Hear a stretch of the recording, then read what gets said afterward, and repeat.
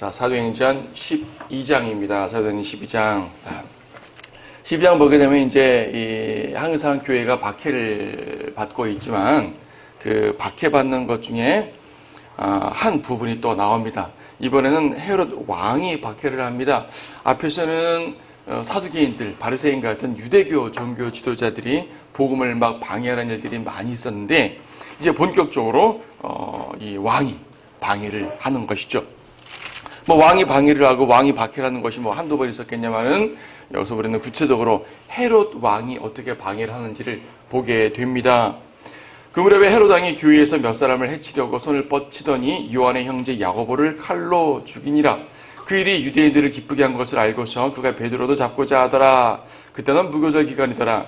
그가 베드로를 잡아서 감옥에 가두고 4명씩 4조의 병사들을 붙여 교대로 지키게 하니 이스터가 지나면 그를 백성들 앞에 끌어낼 의도였더라. 자, 항상 성경을 보면 특히 사도행전을 보게 되면은 성도들의 승리의 역사가 다뤄지게 됩니다. 물론 성도의 승리가 아니라 하나님의 승리이긴 하지만 성도들이 그 승리를 누리는 것이죠. 자, 성도들의 승리를 보게 됩니다. 박해가 있고 고난이 있지만 교회는 항상 이겨나갑니다. 여기서 헤롯 왕은 야고보를 죽였어요. 야고보. 여기서 야고보는 예수님의 사도 중에 야고보입니다. 예수님의 사도 중에 야고보가 사실 2명 있어요. 세베대의 아들 야고보가 있고 알페오의 아들 야고보가 있는데 여기서는 세베대의 아들 야고보입니다. 세베대의 아들 야고보. 그래서요, 이제 요한의 형제라 그랬잖아요. 그래서 세베대의 아들 야고보인데요. 이 사람을 죽였어요. 사실 베드로, 야고보, 요한 이 3명은 항상 예수님의 이 공생의 사역 때에 함께 다니던 사람들이었었어요. 말하자면 이너서클, 핵심 멤버들이죠. 그 중에 한 명이 지금 죽는 겁니다. 죽었습니다. 근데 이제 헤롯이 보니까, 야고보를 죽이니까, 교회를 박해하니까 유대인들이 좋아하더란 얘기죠. 유대인들이 좋아합니다. 그래, 유대인들을 조금 더 죽이자 하고 베드로를 이제 죽이려고 잡은 거예요. 이 일들이 유대인들에게 참 기뻐했었습니다. 왜 유대인들이 이런 일들을 기뻐했겠습니까? 지금요, 우리 앞에서도 봤잖아요. 고넬료가 구원받고 베드로가 이방인 집에 들어가서 이방인과 교제를 하니까 교회 내에 있던 할례파들도 발끈했었어요. 우리가 예수 그리스도 이름으로 구원받는 건 참 좋으나 그렇다고 이방인들과 함께 교제하면 안 되지 않습니까? 하고 발끈했습니다. 물론 베드로가 성령의 능력으로 잘 설득해서 이제 받아들여지긴 했지만 이방인과 교제하는 것 자체는 유대인의 정체성을 흐트러뜨린다고 생각해서 유대인들 내에서도 문제가 됐던 부분들이에요. 하물며 이 교회에 포함되지 않은 유대인들은 얼마나 더 심했겠습니까? 그런 부분들이. 그들은 항상 예수 그리스도의 이름 하는 것에 대해서 이제 불만이 많았는데 거기다가 이방인과도 교통하면서요. 그 이제 유대인과 이방인의 차이를 없애려고 한다 하니까 얼마나 발끈했겠어요. 특히 베드로는요. 다른 모든 이 교회에 있는 유대인들, 12 사도들 중에서 가장 요즘 말로 하면 진보적인 사람인 거예요. 가장 진보적이에요. 코넬료하고 직접 만났잖아요. 다른 사도들은 베드로 그래도 됩니까? 그래도 됩니다. 하나님께서 하신 것입니다. 과감하게 했단 말이죠. 그래서 가장 죽이고 싶은 사람이 베드로였을 것이에요. 눈의 가시예요, 눈의 가시. 근데 헤롯은 야고보를 죽인 다음에 베드로를 죽이려고 베드로를 이제 잡은 것이죠. 성경에 헤롯이 몇 명 나옵니다. 이거 참고로 몇 개 적어놨어요. 성경에 헤롯이 몇 명 나오는데 사도행전의 시기가 쭉 흘러가니까 지금 말하는 헤롯이 예수님 공생애 때 그 헤롯이 아니에요. 예수님 공생애 때 예수님이 이제 태어나셨을 때 갓난 아기 때 그때 헤롯을 이제 세상 역사에서는 헤롯 대왕이라고 말하는데 그 사람이 이제 일찍 죽었고요. 그 사람이 이제 성전을 증축한 사람이에요. 그 다음에 예수님 공생애 당시 헤롯은 이제 헤롯 안티파스라 그래가지고 이제 갈릴리의 영주였죠. 이 사람은 침례 요한을 죽인 사람이에요. 지금 여기 나오는 헤롯은 그 헤롯 대왕의 손자인데 헤롯 안티파스의 아들은 아니에요. 손자예요, 손자. 그러니까 조카예요.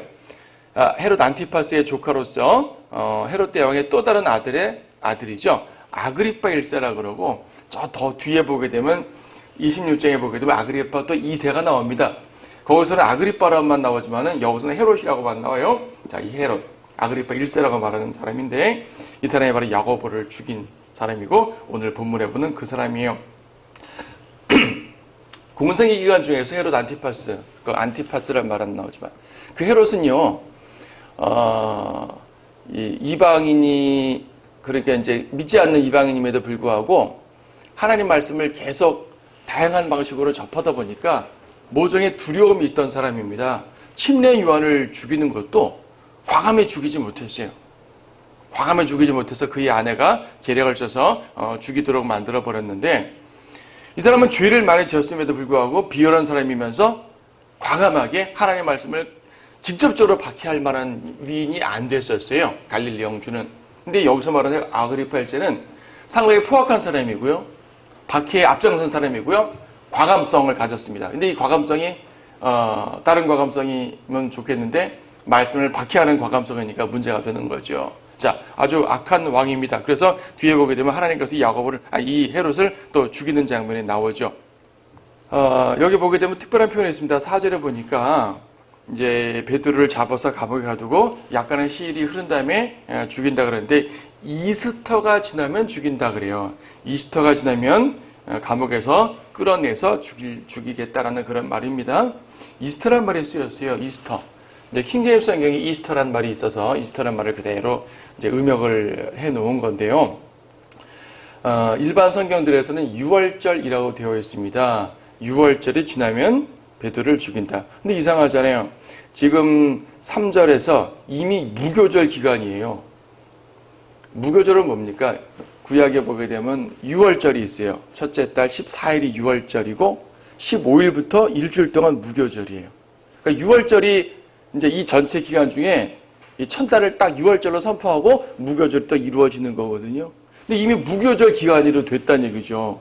그럼 유월절은 지났어야 되는데 논리적으로 그렇죠?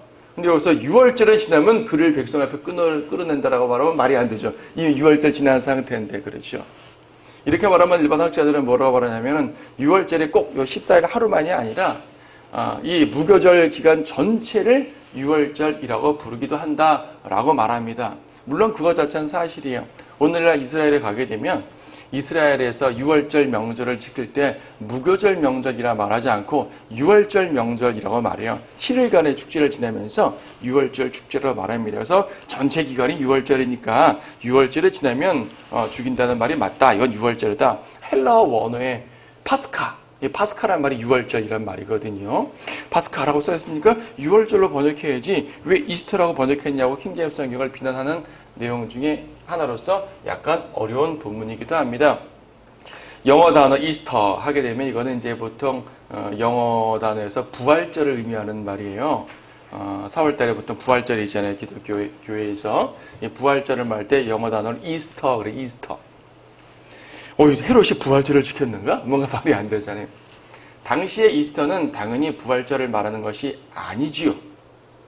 사실 오늘날 교회들이 행하는 부활절도 날짜는 얼추 예수님의 부활과 비슷한 시기에 맞춰지긴 하였지만 그 행해지는 내용들이 상당히 이교도적입니다.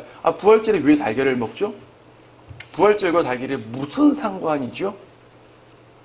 왜냐하면 당시에 고대 로마의 그리스 로마 시대에 이제 아시타르테라고 하는 그 이제 이방 여신 숭배인데 이때가 여신 숭배의 날이에요. 이스터가 사실은 그 여신 숭배의 날을 그대로 가져온 게 이제 이스터예요.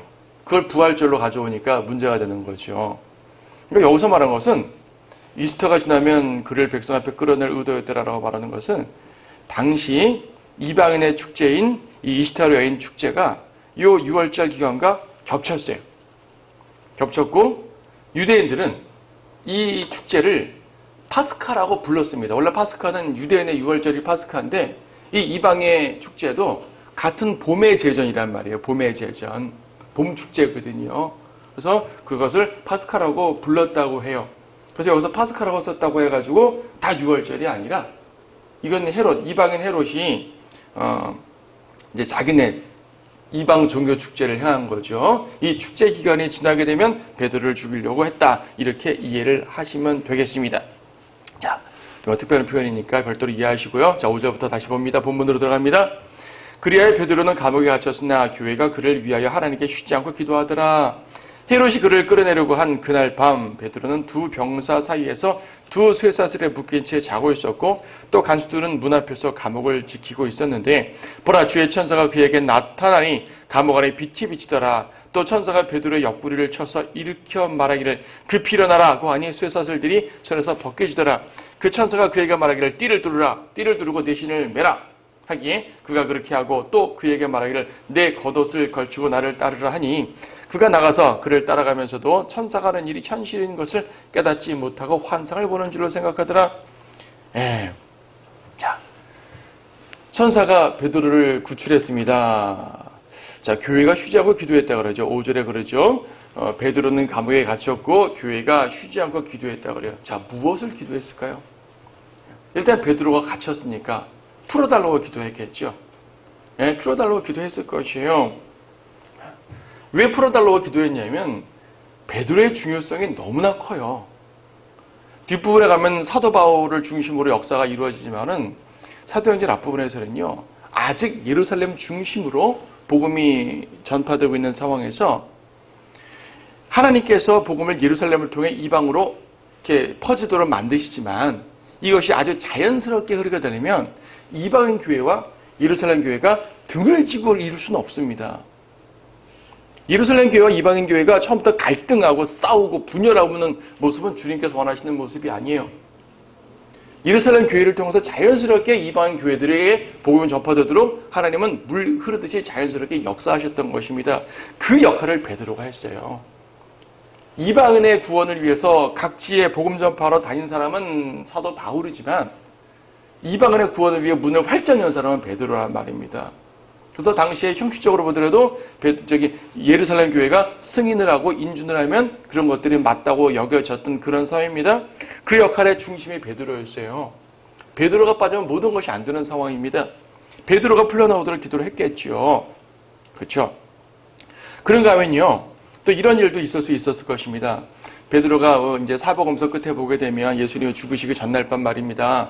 예수님이 잡혀가시니까 베드로는 빌라도의 관장에 딱 들어갔다가 이제 죽음이 두려워서 3번이나 예수님을 부인했지 않아요? 부인하고 목숨을 부지했단 말입니다. 혹시 베드로가 또 그런 일을 하지 않을까봐 이제 이 교회는 베드로가 정말 죽게 되면 멋지게 죽을 수 있도록 신앙을 버리지 않고 이런 것도 기도했을 수 있습니다. 그렇죠. 그것도 가능하죠. 왜냐하면 뒤에 보겠지만 베드로가 풀려나가지고 이제 탈옥해가지고 교회에 찾아오니까 사람들이 베드로가 왔다는 사실을 믿지 않았어요. 그래서 이제 풀려달라고 기도했다기보다는 굳은 믿음으로 순교의 간증을 보이도록 기도하는 것이 좀 더 맞지 않는가라고 주장하는 분들이 있습니다만은 뭐 그럴 수도 있겠죠. 그럴 수도 있겠지만 그렇다고 풀려달라는 말을 기도를 안 했다는 건 또 말이 되질 않아요. 당연히 풀려달라고 기도했을 것이고 그 믿음의 기도가 만든 기적이 우리는 오늘 보게 되는 것입니다. 또 뭘 기도했겠습니까? 자, 여러분이라면 어떻게 기도했겠어요? 제가 이렇게 박해 시기에 우리가 지금 박해 시기인데 제가 잡혀갔다 칩시다. 제가 목숨이 위태로운 시기예요. 여러분들은 무엇을 기도하겠습니까? 저를 위해서. 당연히 여기 있는 것처럼 풀려나도록 기도할 것이고 또 만약에 죽게 되더라도 믿음을 온전히 지키도록 기도 당연히 할 것이고요. 무엇을 또 기도하겠어요? 지도자가 죽거나 박해를 당하거나 어떤 일이 벌어지든지 간에 교회를 보호해달라고.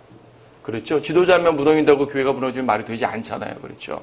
하나님의 살아가신 교회를 보호해달라고 또 주의 말씀만이 높아지도록 기도했을 것입니다. 우리는 다 죽어도 주의 말씀은 높아지기 원합니다. 주의 뜻은 이루어지기 원합니다. 이게 항상 성도들의 온전한 기도, 순교자들의 기도 아니었겠어요? 자, 그런 기도를 쭉 했겠죠. 그리고 그러한 기도는 기적을 만드는 법입니다. 여러분 야고보서 5장 16절 인용해 놓았는데요. 한번 보세요. 야고보서 5장 16절 말씀 보면 그런 말씀이 있습니다. 5장 16절 뒷부분에 의인의 효과적이고 열렬한 기도는 역사하는 힘이 많으니라. 야고보서 5장 16절에 의인의 효과적이고 열렬한 기도는 역사하는 힘이 많대요. 그렇죠? 우리는 예수 그리스도의 보혈로 말미암아 의를 얻었기 때문에 주님의 보혈을 의지하여서 간구할 수가 있습니다. 효과적이고 열렬한 기도, 정말 열렬하게 기도해야 돼요. 한 번 딱 기도하고 끝나버릴 것이 아니라 정말 열정을 품고 기도해야 됩니다. 이 교회가 지금 그렇게 했어요. 지금 교회가 베드로가 잡혀가니까 그렇게 쉬지 않고 열정을 품고 기도를 했습니다. 기적이 나오게 되죠. 자, 어떤 일이 벌어집니까? 이 베드로의 또 마음은 또 어떤가요? 6절을 보니까 이제 베드로가 두 병사 사이에서 두 쇠사슬에 묶인 채 자고 있었어요. 여기 어디에요? 4절에 보게 되면 4명씩 4조의 병사들을 붙였다 그래요. 4명씩 4조. 4명이라 하면 6절에 보게 되면 이제 2명은 양쪽에 여기다 이제 쇠사슬 묶어서 이제 있는 2명. 그렇죠. 그리고 나머지 2명은 이제 문지기 하나. 저 뒤에 큰 문지기 하나. 문을 여러 개 있을 테니까 이런 식으로 4명이 딱 베드로만을 위해서 배치된 것이고 또 4명의 그러니까 4개의 조로 돌아가면서 운영이 됐다고 하잖아요. 자, 이 양쪽 팔에 쇠사슬을 묶인 채로 잠들었어요. 얼마나 깊이 잠들었냐면 실제로 보니까 주의 천사가 나타나서 빛이 확 비쳤는데도 못 깼어요. 그래서 베드로가 일어나라 하는데 이것이 그냥 이렇게 말로 해서 안 되고 옆구리를 툭툭 쳐서 일으켜 세웠습니다. 옆구리를 툭툭 쳤어요. 발가락 끝을 툭툭 친 게 아니라 옆구리를 툭툭 쳤어요. 그러니까 깊이 잠든 거죠. 이게 어떤 밥입니까? 헤롯이 그를 끌어내려고 한 그날 밤, 내일 아침이면 사형당하는 상황이거든요. 베드로, 너 내일 아침이면 죽어! 이런 경고를 받았을 겁니다. 베드로, 죽든 말든 난 잔다. 이게 말이 돼요? 큰 평안함이죠. 큰 평안함입니다. 성도들은 평안함이 있던 법입니다. 시편 127편에서도 하나님께서 사랑하는 자에게 잠을 주신다고 말씀을 하셨는데 이 상태에서 숙면을 취했다는 것은 하나님의 온전하신 평안이 베드로의 마음속을 감쌌다는 것이에요. 베드로는 사실 죽어도 여한이 없는 사람 아닙니까? 그렇죠? 한낱 무식한 갈릴리 어부에서 예수님의 그 제자로 뽑히고 제자로 뽑힌 것 정도가 아니라 또 수제자라는 표현을 직접 쓰지는 않으셨지만 하여튼 그런 대표적인 제자로서의 역할을 했고요. 온 세상 아무도 하지 못했던 무리를 걸어본 일도 해봤고요. 그렇죠. 예수님께는 천국 열쇠를 받기도 했고요. 그렇죠. 예수님의 빈 무덤을 발견하고 예수님을 직접 만나보고요. 또 사도행전 앞부분에서 예수 그리스도의 이름으로 복음도 전파하고 표적도 행하고 이방인의 문도 열고 모든 걸 다 했어요. 베드로는. 이제 죽어도 여한이 없는 사람이에요. 그래, 주님께서 나를 이 시간에 데려가신다면 나는 기쁘게 맞으리라. 또 내가 가더라도 많은 사람들은 또 각자 하나님 뜻 가운데서 번성할 것이기 때문에 그런 믿음이 있었겠지요. 이것이 순교자의 자세입니다. 이것이 성도의 자세입니다. 베드로는 먼저 탈옥하거나 먼저 감옥에서 나가려고 애를 쓰지 않았습니다. 그냥 잤어요. 근데 천사가 깨웠습니다. 아직 역할이 남아있다는 얘기죠. 베드로에게 아직 역할이 남아있습니다. 그래서 깨우고요. 띠를 두르고 신을 매라고 하고 겉옷을 입히고 따라 나와 인 겁니다. 그렇죠. 따라 나와. 근데 9절 보니까 그가 나가서 그를 따라가면서도 천사가 하는 일이 현실인 것을 깨닫지 못했어요. 환상을 보는 줄 알았습니다. 베드로는 환상을 통해서 주님의 뜻을 몇 번 발견했잖아요. 특히 10장에서는 환상을 통해서 보자기에 담겨있는 온갖 이제 부정한 음식들을 보았기 때문에 또 어떤 환상으로 날 이끄시는 것인가, 완전 감옥에 있는데 내가 왜 여기 있지? 그런 상태가 돼서 나왔습니다. 환상으로 착각했어요. 자, 병사들은 어땠습니까? 아무것도 감지하지 못했습니다. 환한 빛이 감옥을 가득 채웠다고 했는데도 병사들은 감지하지 못했습니다. 일시적으로 하나님께서 병사들의 눈과 귀를 가린 것이죠. 네. 이들을 유유히 빠져나갔습니다. 하나님의 인도하심을 받으면서도 우리는 이처럼 모를 때가 있어요. 그렇죠. 하나님의 인도하심이 여러분 가운데 있는데 이것이 꿈인지 생신지 몰랐던 베드로처럼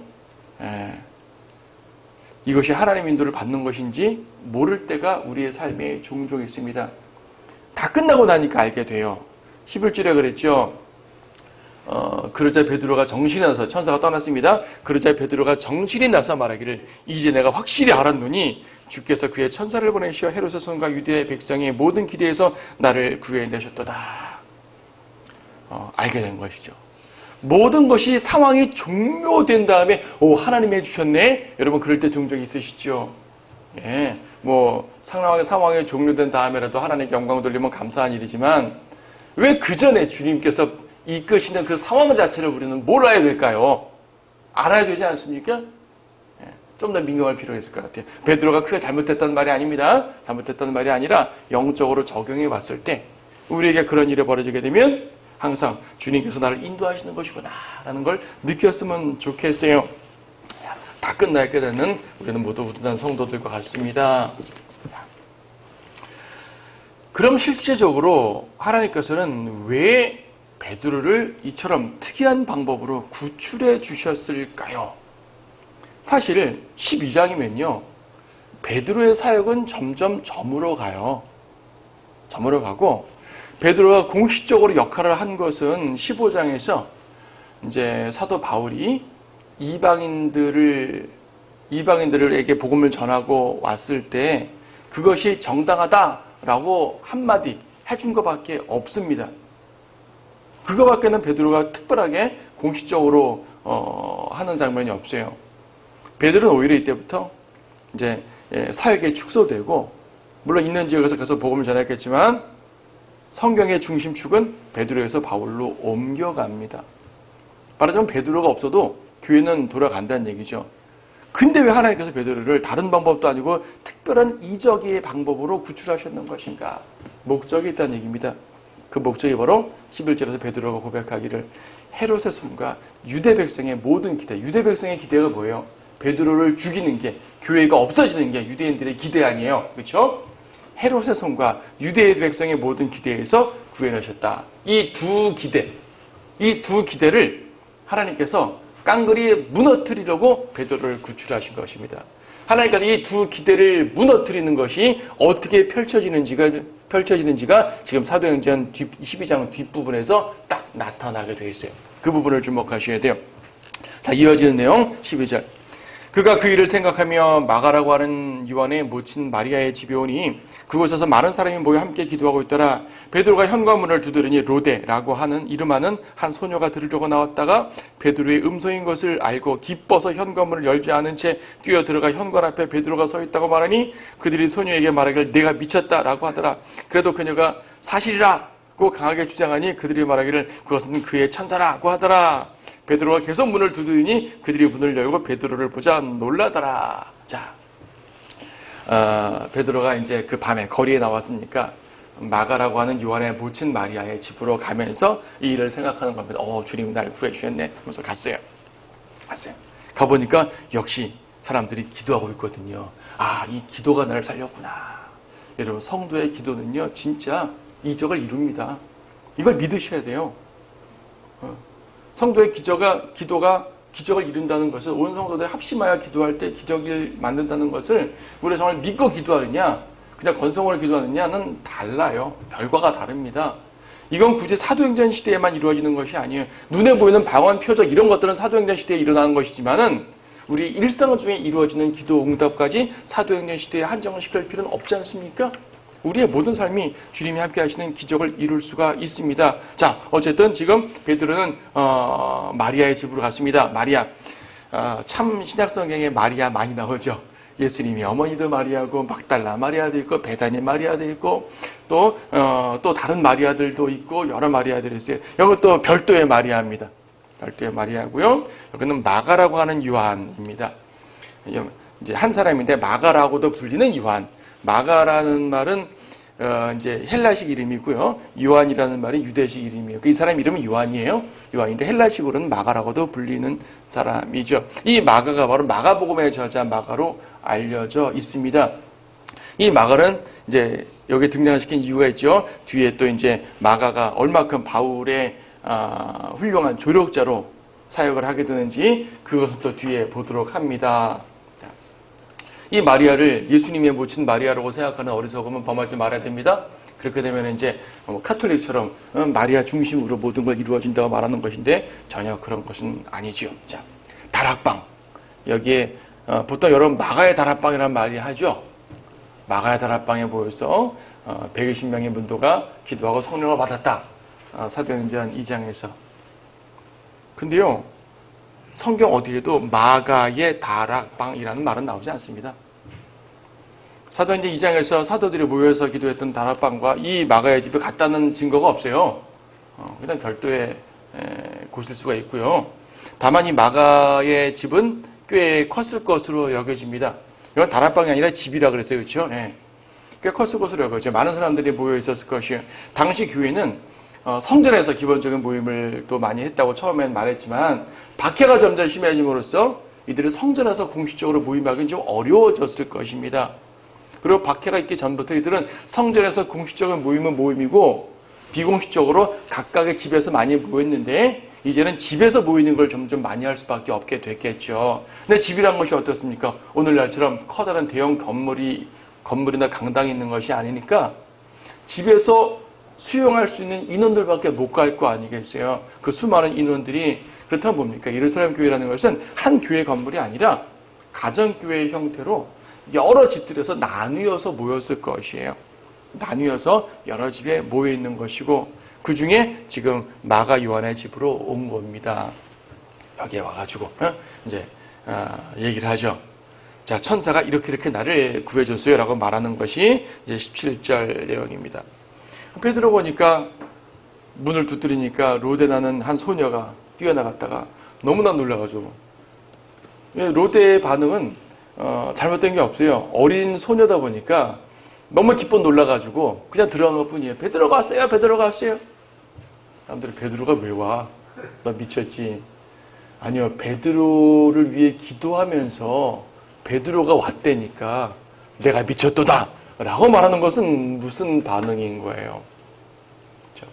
만약 베드로가 거기서 죽음을 맞이하기로 기도했다고 하더라도 그렇죠? 이렇게 밤에 몰래 죽었다고는 생각을 할 수가 없는 것이죠. 그럼 죽었다고 가정하는 기도를 했다 하더라도 나왔으면 더 기뻐해야지. 왜 믿지 못합니까? 자, 지금 기도를 하면서도 믿지 못하는 오류를 범했어요. 이 성도들은 지금. 그거는 이들이 좀 실착한 거라고 여겨져요. 하지만 너무 당황스러워서 그랬겠죠. 당연히 당황스럽지 않겠습니까?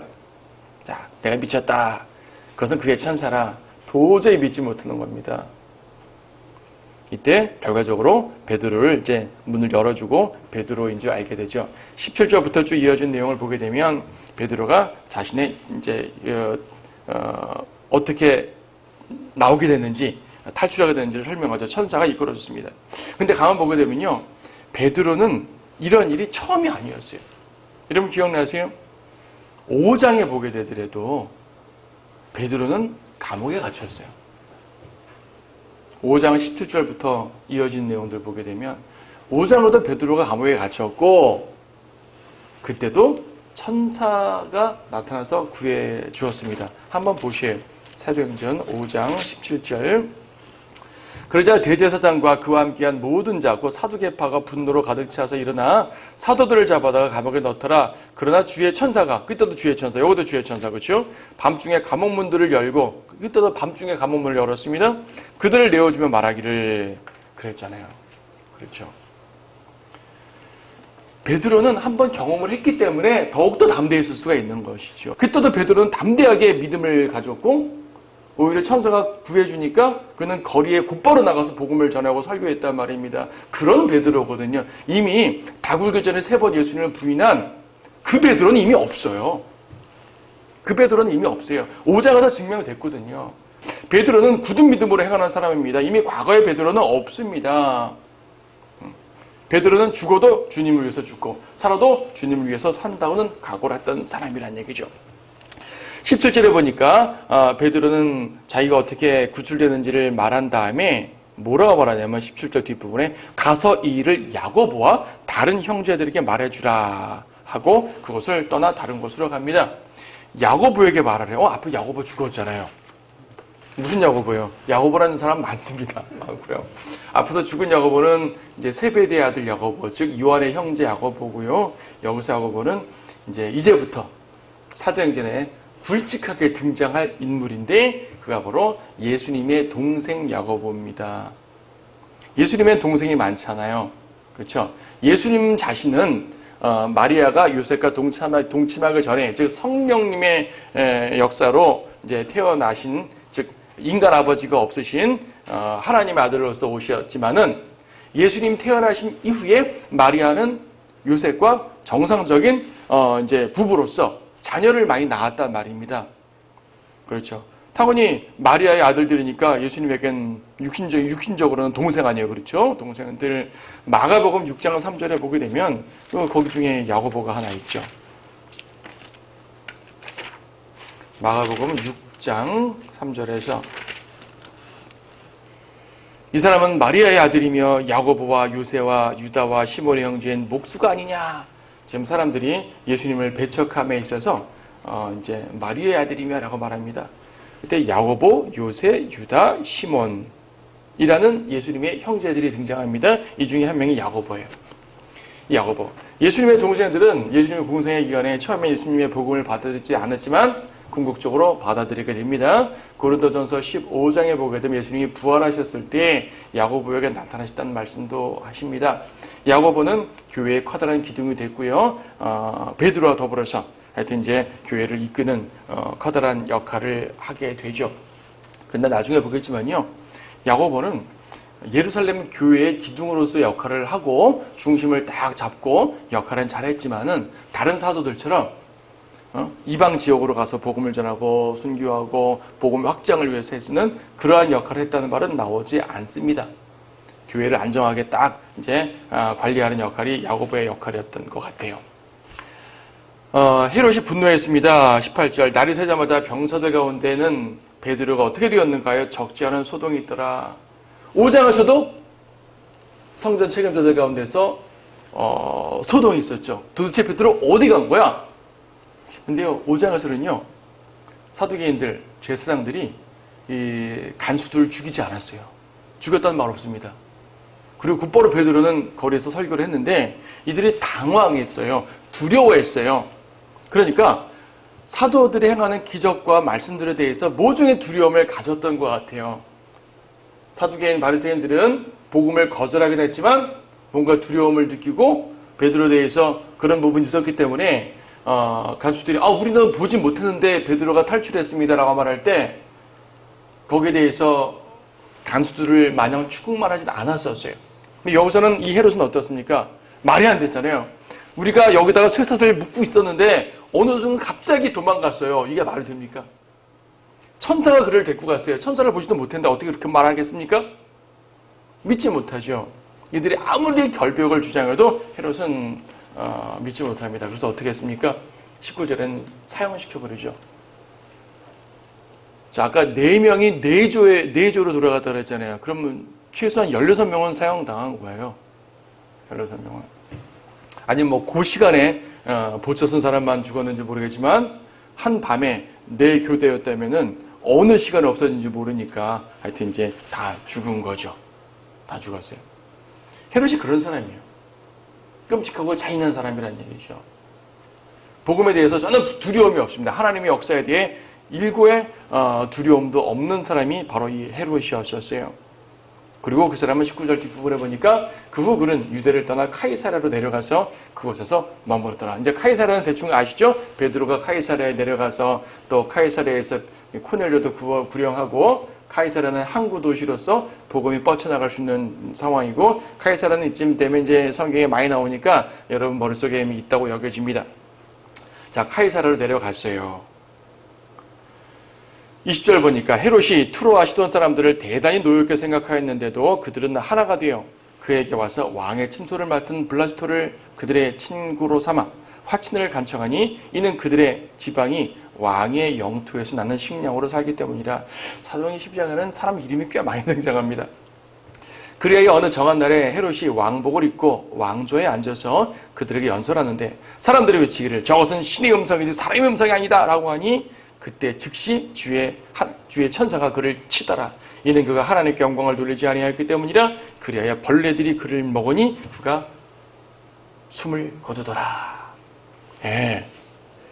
지금 이것이 바로요, 앞에 11절에서 하나님께서 베드로를 구해주신 이유예요. 베드로를 구해주신 이유가 11절에 뭐라 그랬어요? 11절 뒷부분에 헤롯의 손과 유대 백성의 모든 기대에서 나를 구해내신다라고 말했지 않습니까? 헤롯은 단순하게 베드로를 죽이려고 한 게 아니에요. 헤롯과 유대인들이 모두 힘을 합해서 복음을 막고 교회를 막았고 성령 역사를 막았단 말입니다. 이걸 하나님께서는 어딜 감히 하면서 보란듯이 그들을 쳐 부수시는 장면입니다. 그 장면 중에 헤롯의 손에서 구출하셨다는 말이 여기서 이루어지는 것이죠. 물론 천사를 통해 구출하신 것 자체도 구출하신 것이지만은 그 악의 뿌리가 살아있는 동안 구출됐다고 볼 수 없잖아요. 그걸 죽여버리시는 거죠. 죽여버리십니다. 어떻게 했어요? 투로와 시돈, 이제 이스라엘 경리 조금 위쪽이죠. 투로와 시돈 지방. 우리 이제 지난 시간에 지도들 통해서 페니케라는 지역이 투로와 시돈에 있는 지역으로서 구약에도 종종 나오잖아요. 페니케아 지역. 그 사람들이 와가지고 이 헤롯이 연설할 때 아첨하는 거죠. 잘 보이려고. 저것은 사람의 음성이 아닙니다. 저것은 신의 음성입니다. 요즘에 그런 말 많이 하잖아요. 신과 같다고. 저거는 신적이라고. 아니 아무리 칭찬해도 신이란 말 함부로 쓰면 안 돼요. 그러다 이렇게 된다니까요. 자, 죽습니다. 사실 이것은 이 헤롯에게 생소한 일이 아닙니다. 나를 신으로 높이네? 그럴만하지. 실제로 로마 황제들은 자신을 신으로 여겼잖아요. 그리고 역사적으로 바벨론 왕이라든지 페르시아 왕들을 자기를 신격화시킨 일이 한두 번이 아닙니다. 헤롯에게 이 일은 생소한 일이 아니었었어요. 그래? 내가 이 정도 영광 취해도 되지 뭐. 이 사람 앞에 있던 그 안티파스, 헤롯 안티파스는 갈릴리 영주라 그랬잖아요. 이 사람은 이스라엘 전체를 다스렸던 왕이 되었거든요. 더 위대해졌습니다. 나는 신처럼 영광 받아도 돼? 그 순간 주의 천사가 벌레를 통해, 그러니까 몸속에 있는 해충이나 뭐 다양한 어떤 뭐 균이겠죠. 뭐 당시 균을 이렇게 표현했을 수도 있고요. 이 병명을 알기 위해 성경을 아는 의학자들이 뭐 막 연구해가지고 아마 무슨 병일 것이다, 무슨 병일 것이다 병명을 막 말해놓은 그 내용이 있어요. 너무나 많아서 또 제가 알지도 못하는 병명이라서 병명의 내용을 적어오진 않았지만 어쨌든 이렇게 죽었습니다. 사망했죠. 먹고 곧바로 그 자리에서 즉사했는지 며칠 뒤에 죽었는지는 알 수 없어요. 이제 고대 문서에 따르면은 5일 정도 시름시름 앓다가 죽었다는 그런 문서도 있는데 어쨌든 하나님께서는 그를 죽이신 것이죠. 헤롯의 손에서 구출했다는 그 말씀을 하십니다. 마지막 부분. 한편 하나님의 말씀은 성장하고 번성하더라. 이거는 베드로가 말한 바 유대의 백성의 모든 기대에서 구출하셨다는 말씀이에요. 유대 백성의 모든 기대가 뭡니까? 사도들이 죽고 교회가 멸망하는 거잖아요. 하지만 멸망하지 않아요. 성장하고 번성합니다. 하나님께서는 그걸 위해서 베드로를 쓰신 것이죠. 다른 구절들에서는 보통 그 숫자가 늘어나더라, 교회가 번성하더라라는 표현인데 여기서는 교회가 번성하거나 숫자가 늘어난다는 표현은 쓰지 않고요. 하나님의 말씀이 성장하고 번성한다는 표현으로 바꿨었네요. 그렇죠. 하나님의 말씀이 성장한다고 나와 있습니다. 말하자면 어느 곳에서 하나님의 말씀이 전파되고 높임받는 상황이겠죠. 실제로 예루살렘 교회는 숫자가 점점 줄어드는 상황이기 때문에 이제 숫자가 증가한다는 말은 쓰지 않았을 거예요. 하나님의 말씀이 높아지는 것만이 나옵니다. 마지막 절은 바나바와 사울이 그들의 임무를 마치고 예루살렘에서 돌아왔는데 마가라고 하는 요한도 데려왔더라. 자, 마가 등장하죠. 이 마가 역할은 13장에서 다시 한번 나옵니다. 후일 바울의 귀한 동역자가 되는 거죠. 하나님의 역사는 이처럼 다 예비해 주시고 이끌어 주시고 그분의 뜻을 나타냅니다. 그분의 뜻을 나타내기 위한 과정에서 약간의 고난을 당할 수도 있지만 그 모든 것들을 승리를 기대한다면 주님의 승리를 또 기쁘게 동참할 수 있겠죠.